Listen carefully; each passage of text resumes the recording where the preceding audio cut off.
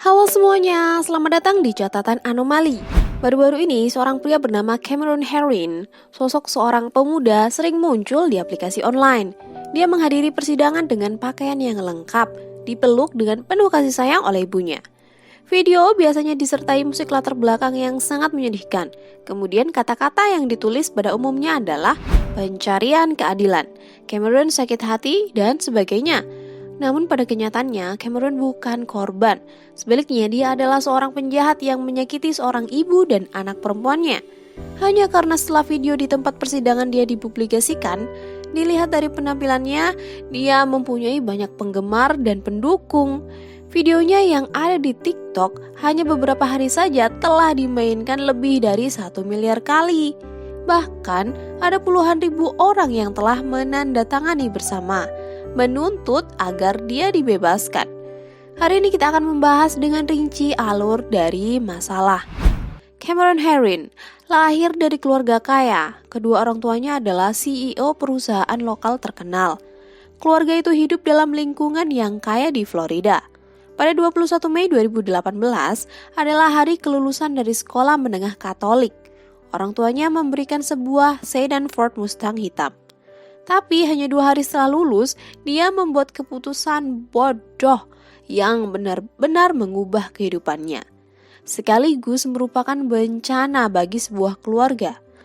Pagi hari tanggal 23 Mei 2018, saat itu Cameron Herring berusia 18 tahun, Tristan Herring berusia 20 tahun, dan John Barineo berusia 17 tahun. Setelah berkumpul, mereka bertiga bersiap untuk berkendara ke gym bersama. Cameron mengendarai Ford Mustang hitamnya sendiri. John Barineo mengendarai sedan Nissan, membawa Tristan. 3 orang dengan 2 mobil pergi bersama. Dalam perjalanan, mereka tidak bisa menahan keinginan batin mereka dan mulai balapan secara ilegal. Melaju melalui jalan-jalan kota, kemudian sampai di Boulevard Bayshore. Sementara itu, Jessica Risinger berusia 24 tahun tengah mendorong kereta bayi, berdiri di tepi garis zebra cross, bersiap untuk menyeberang jalan dan pulang. Putrinya, Leila, berusia 21 bulan, tidur di dalam kereta bayi. Jessica menekan tombol di persimpangan. Lampu jalanan berubah menjadi merah. Jessica mendorong putrinya ke seberang jalan. Nah, batas kecepatan kendaraan di jalan ini adalah 40 mph per jam, sekitar 65 km per jam. Pukul 9.18 pagi, Jessica menyeberang jalan. Cameron dan mobil lainnya pada kecepatan lebih dari 160 km per jam melanggar lampu merah.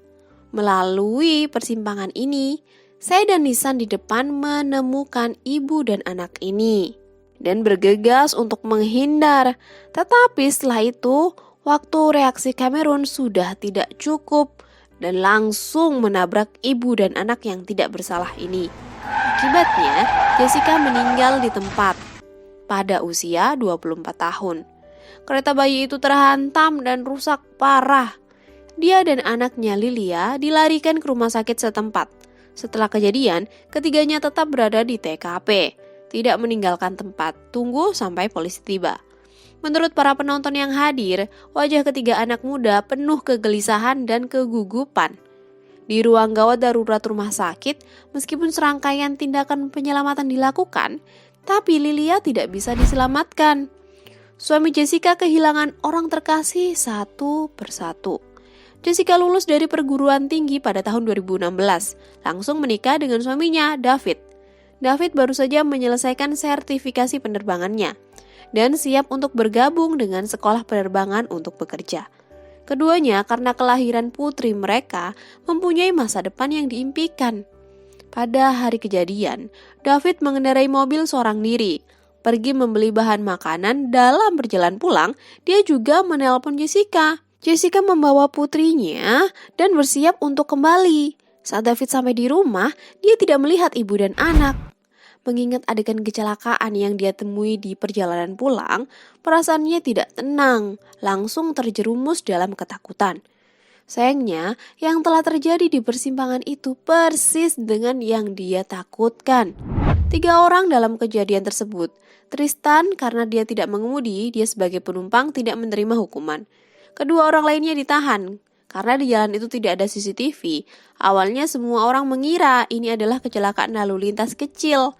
Jadi keduanya dibebaskan dengan jaminan. Tetapi sampai akhir bulan, keduanya ditangkap kembali.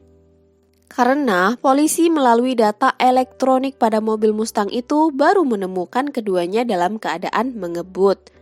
Mereka menghadapi tuduhan balap ilegal, pelanggaran mengemudi yang berbahaya, pelanggaran lalu lintas yang merenggut nyawa orang. Pada Juni 2018, karena John Verino belum dewasa dan juga bukan pelaku langsung, jadi pengacaranya menganjurkan untuk tidak mengakui kesalahan. Dan keluarganya membebaskannya dengan jaminan sebesar $50.000. Hingga Desember 2020, pengacara mengubah strateginya lagi. Mengaku bersalah di pengadilan, menerima 6 tahun penjara dan skorsing selama 15 tahun. John dibebaskan di pengadilan, SIM-nya dicabut selama 5 tahun. Harus menyelesaikan 200 jam pelayanan masyarakat. Mari kita lihat Cameron Herrion lagi. Pada April 2021, bagian tentang dia secara resmi memasuki tahap uji coba. David, yang kehilangan istri dan putrinya di pengadilan, menangisi semua yang terjadi padanya. Aku menggunakan seluruh keberanian baru masuk ke ruangan dingin itu. Saat melihat bekas luka yang kamu tinggalkan pada mereka, tidak ada yang bisa menjelaskan perasaanku saat itu. Dalam paragraf singkat dari keluhan ini, David pingsan beberapa kali.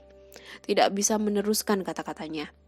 Dia menekankan berulang kali, ini bukan kecelakaan lalu lintas kecil.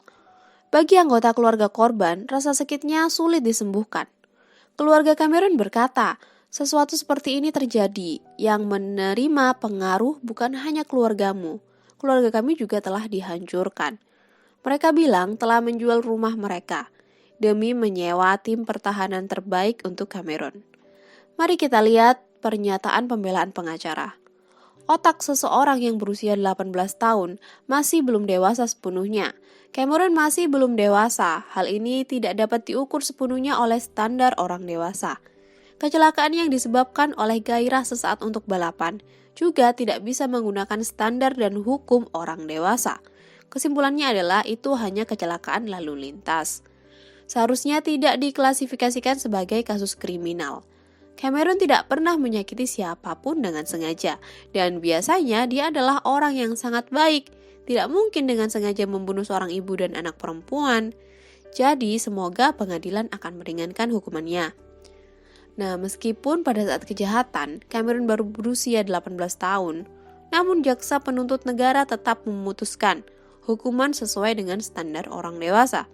Cameron dijatuhi hukuman berat karena dia adalah pelanggar balapan ilegal. Saat di sekolah menengah, dia ditahan oleh polisi karena sering balapan ilegal. Tetapi karena tidak menimbulkan konsekuensi apapun, jadi dia hanya dihukum sesuai yang dia langgar. Sangat jelas, ini tidak memberinya pelajaran. Dan ditemukan dalam catatan mengemudi, dalam mobil Mustang itu, sejak mobil itu jatuh ke tangannya, setiap hari selalu ada perilaku balapan ilegal yang sangat serius.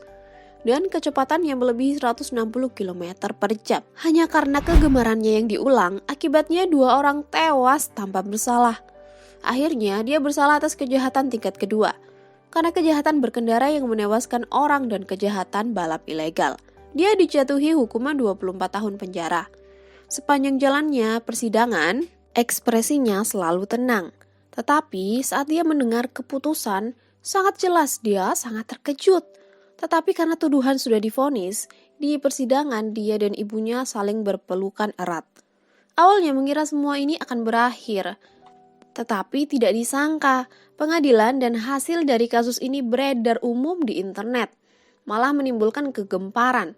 Sejumlah besar netizen mengangkat tren pencarian keadilan, tetapi bukan untuk membantu korban. Karena setelah informasi Cameron diunggah ke internet, ternyata karena penampilannya, dia mendapatkan banyak penggemar.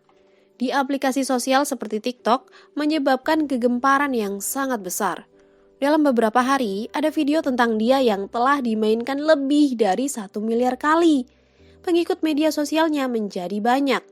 Banyak orang yang sangat terobsesi dengan Cameron. Bahkan mendirikan asosiasi dukungan penggemar. Mari kita lihat apa yang dikatakan penggemar ini. Dia terlalu tampan. Bu, aku jatuh cinta. Jatuh cinta dengan seorang penjahat.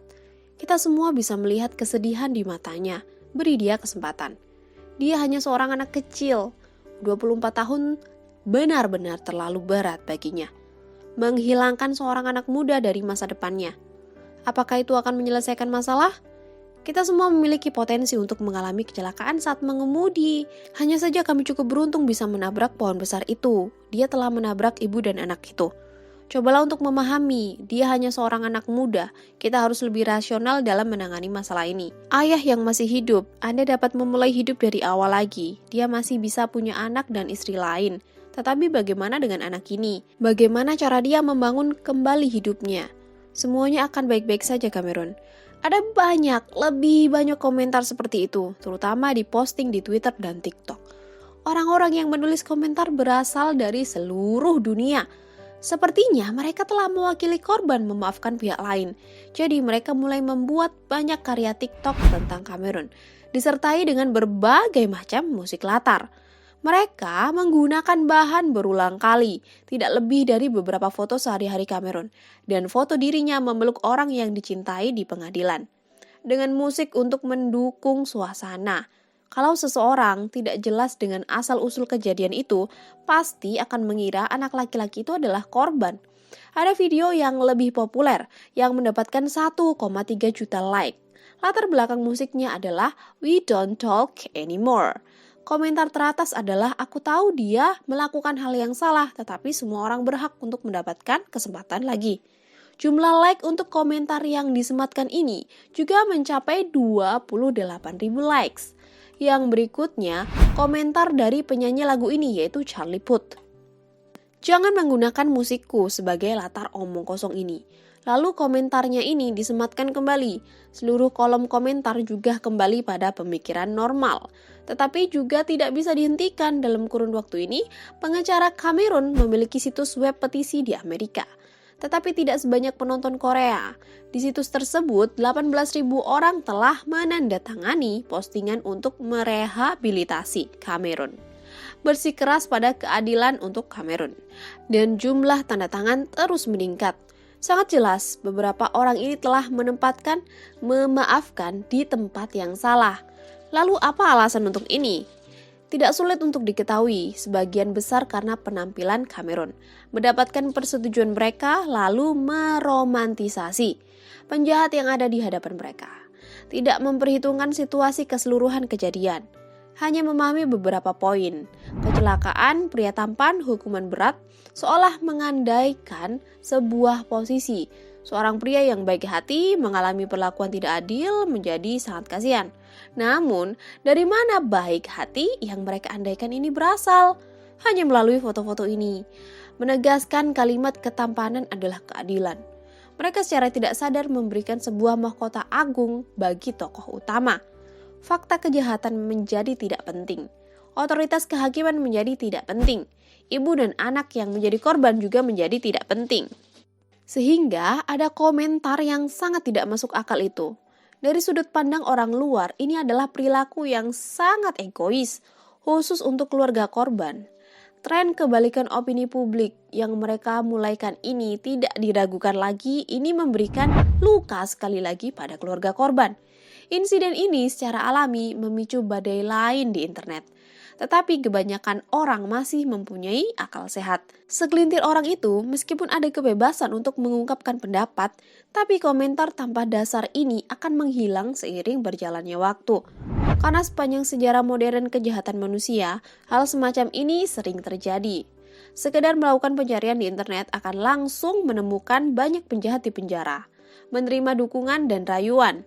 Di penjara ada juga banyak orang yang menikah dengan orang biasa. Beberapa penjahat sebenarnya juga tidak begitu tampan. Beberapa bahkan sangat jahat. Pembunuh berantai. Melalui analisis sederhana, sebenarnya sangat mudah untuk menemukan alasannya. Karena sebagai penjahat akan banyak diekspos. Penampilan tubuh, pengalaman hidup, semuanya akan digali. Tetapi tidak semua tahu saat melihat seseorang dan objek tidak pernah hanya dari satu sisi. Di mata banyak orang, pasti akan ada beberapa orang karena faktor yang berbeda muncul proyeksi diri.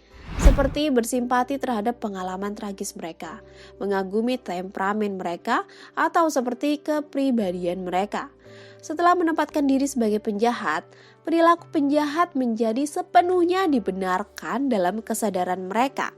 Dosa-dosa ini mudah disingkirkan menurut nilai-nilai diri sendiri, kemudian berubah menjadi kekaguman, dan akan terus menulis surat pada penjahat, bahkan menunjukkan cinta. Tentu saja kita tidak mengesampingkan beberapa penjahat memang memiliki keadaan khusus, layak mendapatkan simpati. Namun di zaman kita, karena kemudahan internet, eksposur penjahat akan lebih besar. Secara alami akan ada lebih banyak muncul pendapat yang berbeda. Tetapi jangan khawatir, beberapa retorika ini menjadi kuno. Persepsi kebanyakan orang tentang konsep benar dan salah dalam kejahatan masih tepat. Beberapa orang karena pikiran masih belum cukup dewasa membutuhkan sebuah proses. Masih ada poin lain yaitu karena kurangnya empati terhadap korban.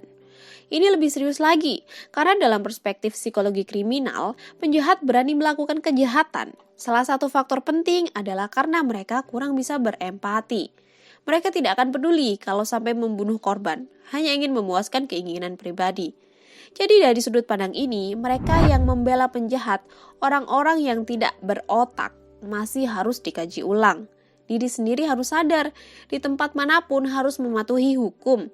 Penggemar yang begitu banyak, ketampanan tidak akan mempengaruhi keadilan. Karena sudah memilih jalan yang ingin ditempuh, maka bersiaplah untuk membayar harganya. Mari kita amati tindak lanjut dari insiden tersebut. Setelah berlakunya penghakiman, pengadilan memberi waktu 1 bulan kalau ingin mengajukan banding. Sisi Kamerun membutuhkan pengajuan baru, tetapi mereka tidak berkutik lagi. Pada 26 Mei 2021, banyak orang di Bayshore Boulevard, tempat insiden itu terjadi, mengadakan kegiatan peringatan untuk mengenang para korban. Ada batas kecepatan untuk kendaraan di jalan ini, juga dari sebelumnya 40 mph turun menjadi 35 mph. Dana amal eksklusif telah dibentuk dengan dukungan lembaga terkait. Sampai sekarang hampir $40.000 telah dikumpulkan bagi mereka yang membutuhkan bantuan dalam kecelakaan mobil. Tentu saja serangkaian tindakan hanya ada satu tujuan akhir. Harapan untuk tragedi ini jangan sampai terjadi lagi. Baiklah, demikianlah video untuk episode ini. Akhir kata, jangan lupa like dan subscribe Catatan Anomali. Terima kasih atas dukungan dan likes-nya. Sampai jumpa di episode selanjutnya.